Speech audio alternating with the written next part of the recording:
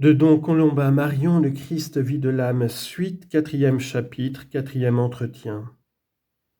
Les richesses de la grâce que le Christ nous communique sont si grandes, saint Paul les déclare insondables, investigabiles divitiae Christi, que les sacrements ne les épuisent pas. En dehors des sacrements, le Christ agit et opère encore en nous. Comment cela ?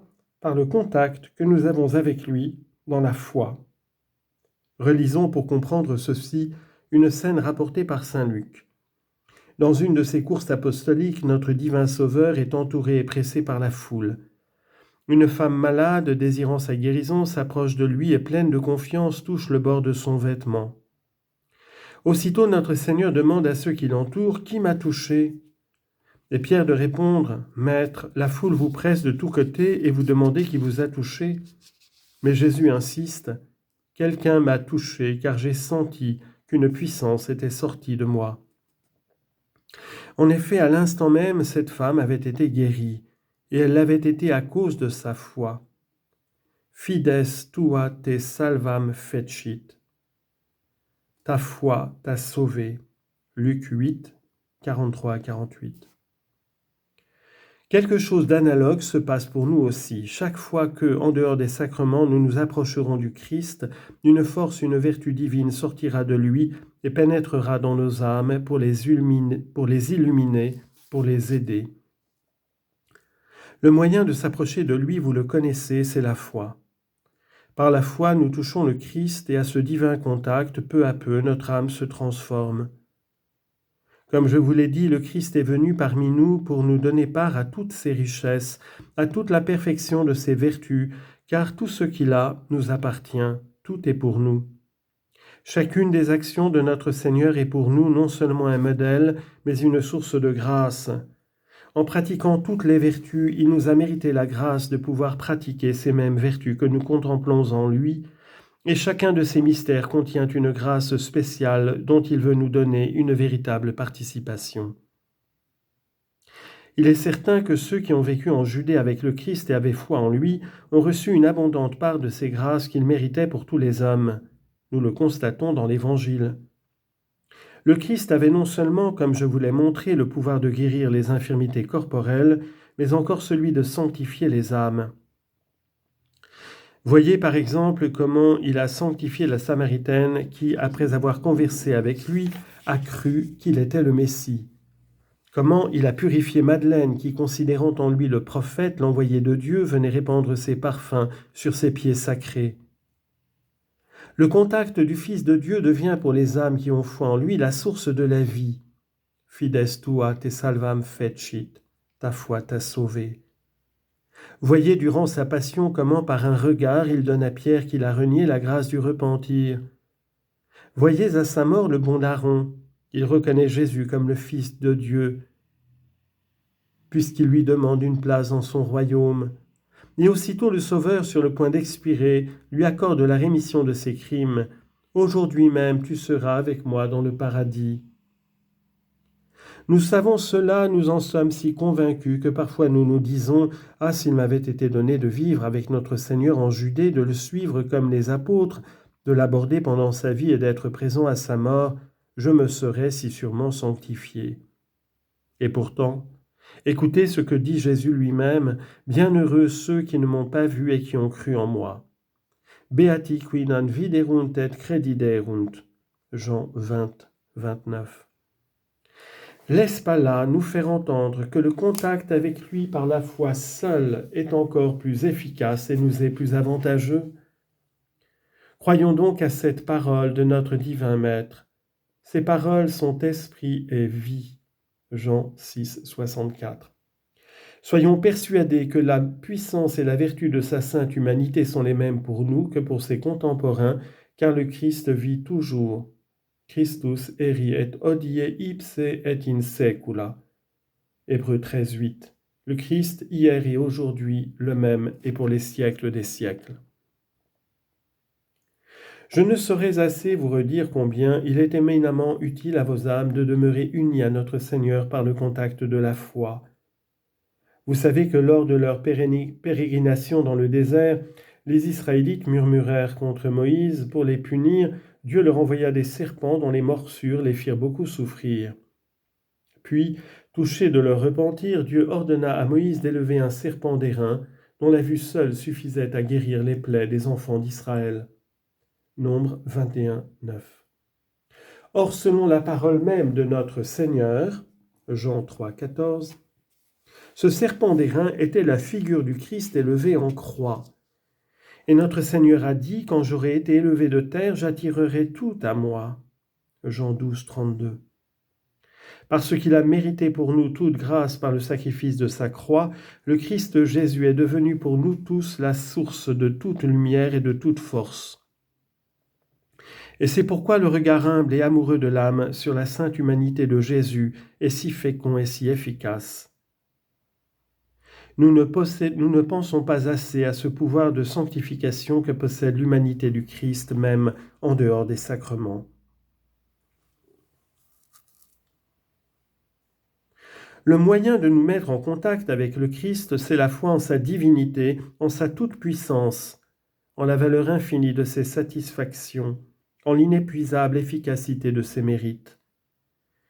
Dans un de ses sermons au peuple d'Hippone, saint Augustin demande comment nous pouvons toucher le Christ maintenant qu'il est remonté au ciel. In cielo sedentem quis mortalium potest tangere. Il répond par la foi. Celui-là touche le Christ qui croit en lui. Sed ille tactus fidem significat, tangit Christum qui credit in Christum. Il touche le Christ, celui qui croit au Christ. Et le saint docteur rappelle la foi de cette femme qui toucha Jésus pour obtenir sa guérison. Fide te tigit et sanitas subsecuta est. Elle le toucha par la foi et aussitôt elle fut guérie. Il est, dit-il, beaucoup d'hommes charnels qui n'ont vu dans Jésus-Christ qu'un homme et n'ont pas compris la divinité qui était voilée par son humanité.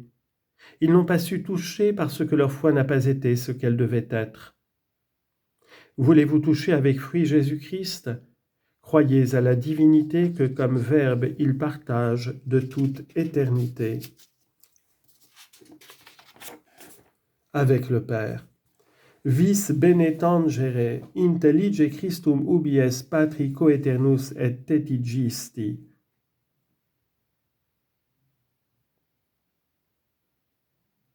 Croire en la divinité de Jésus-Christ est donc le moyen qui nous met en contact avec le Christ, source de toute grâce et de toute vie.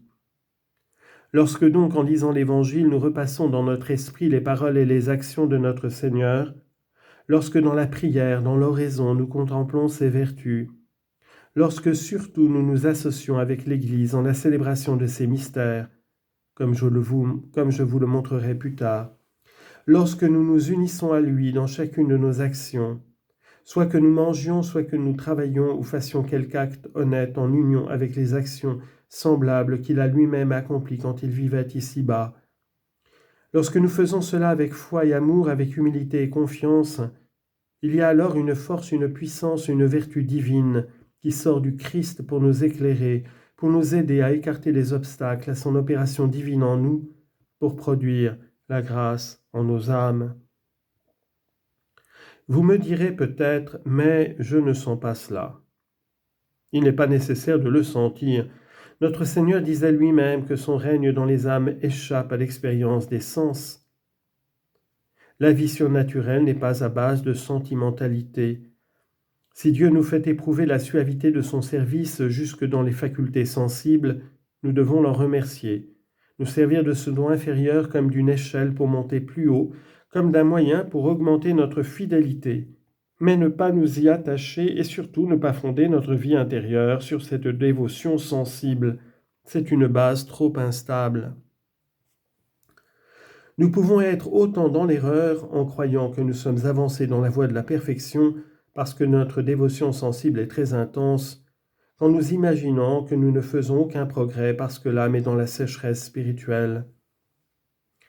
Quelle est donc la vraie base de notre vie surnaturelle ? C'est la foi, et la foi est une vertu qui s'exerce par nos facultés supérieures, intelligence et volonté. Or, que nous dit la foi ? Que Jésus est Dieu. aussi bien comme que son humanité est l'humanité d'un Dieu, l'humanité de l'être qui est l'infinie sagesse, l'amour même et la toute-puissance. Comment donc alors douter que lorsque nous approchons de lui, même en dehors des sacrements par la foi, avec humilité et confiance, une puissance divine dérive de lui pour nous éclairer, nous fortifier, nous aider, nous secourir?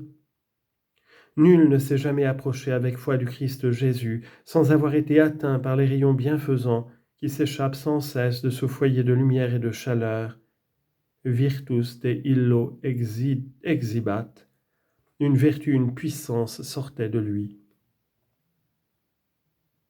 Le Christ Jésus, qui est toujours vivant, semper vivens, et dont l'humanité demeure indissolublement unie au Verbe divin, devient donc ainsi pour nous, et cela dans la mesure de notre foi, de la vivacité de notre désir de l'imiter, une lumière et une source de vie, et peu à peu, si nous sommes fidèles à le contempler de cette façon, il imprimera en nous sa ressemblance, en se révélant à nous plus intimement, en nous faisant partager les sentiments de son divin cœur. On lit en note, ici le mot sentiment est pris dans son acception spirituelle d'affection de la volonté. Fin de note. Et en nous donnant la force de mettre notre conduite d'accord avec ces sentiments. La chose est pour moi de toute évidence, disait sainte Thérèse, pour plaire à Dieu, pour recevoir de lui de grandes grâces, il faut, et telle est sa volonté, qu'elle passe par les mains de cette humanité sacrée du Christ, en laquelle il a déclaré lui-même prendre toutes ses complaisances. J'en ai fait l'expérience un nombre infini de fois, et notre Seigneur lui-même me l'a dit. J'ai reconnu manifestement que c'est la porte par où nous devons entrer si nous voulons que la souveraine majesté nous découvre de hauts secrets. On marche en assurance par cette route-là. Nous comprenons alors la vérité de cette parole de Jésus. Ego sum vitis vos palmites qui manet in me et ego ineo hic fert fructum multum. Jean 15, 5. Je suis le cep et vous êtes les sarments. Celui qui demeure en moi et en qui je demeure, celui-là porte beaucoup de fruits. Selon la belle remarque de saint Augustin, c'est comme homme que le Christ est la vigne. Comme Dieu un avec son Père, il est le vigneron qui travaille, non comme les vignerons d'ici-bas à l'extérieur, mais il travaille dans l'intime de l'âme pour donner l'accroissement de la grâce et de la vie. Car, ajoute le grand docteur après saint Paul, celui qui plante n'est rien, non plus que celui qui arrose, mais c'est Dieu qui donne l'accroissement.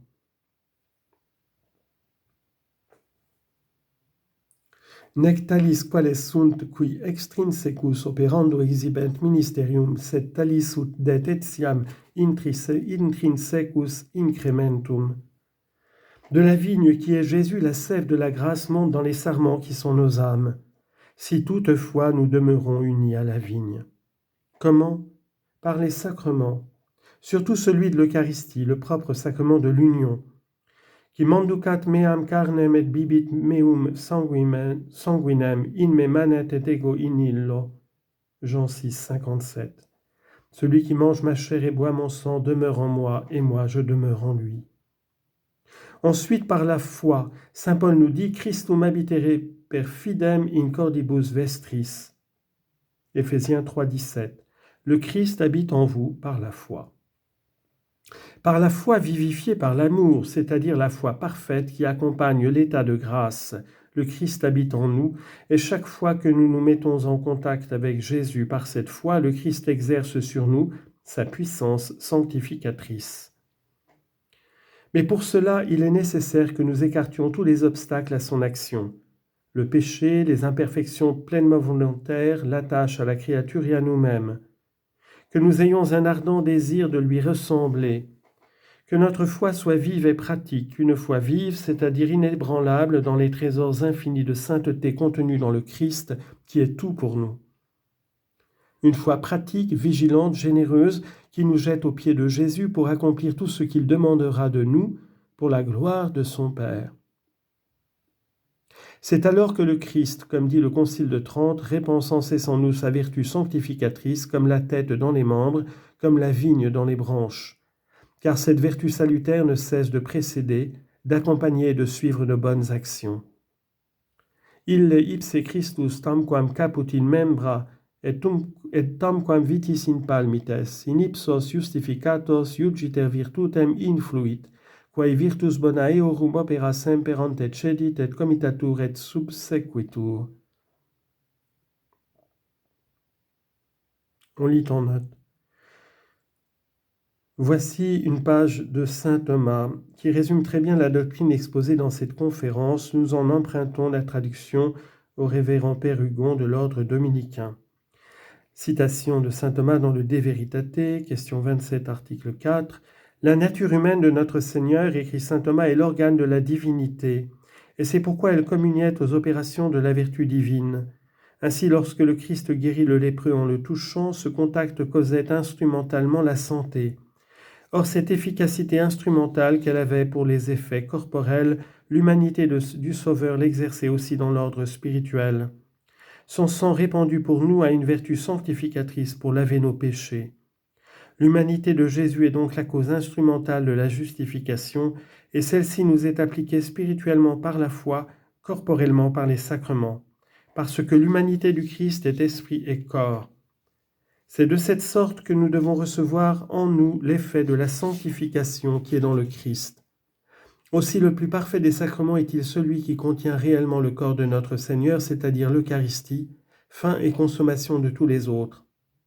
Quant aux autres sacrements, ils reçoivent quelque chose de cette vertu par laquelle l'humanité du Christ est l'instrument de la justification, en sorte que, selon le langage de l'apôtre, Hébreux chapitre 10, le chrétien sanctifié par le baptême est aussi sanctifié par le sang de Jésus-Christ. La passion du Sauveur opère donc dans les sacrements de la loi nouvelle, et ceci concourt comme instrument à la production de la grâce. Fin de note. C'est par la grâce du Christ que nous devenons saints, agréables à Dieu son Père, en sorte que par lui aussi toute gloire revienne au Père, parce qu'il aime son Fils, le Père l'a institué chef du royaume des élus et lui a remis tout en main. Pater amat filium et omnia dedit in manu eius. Le Père aime le Fils et a tout remis entre ses mains.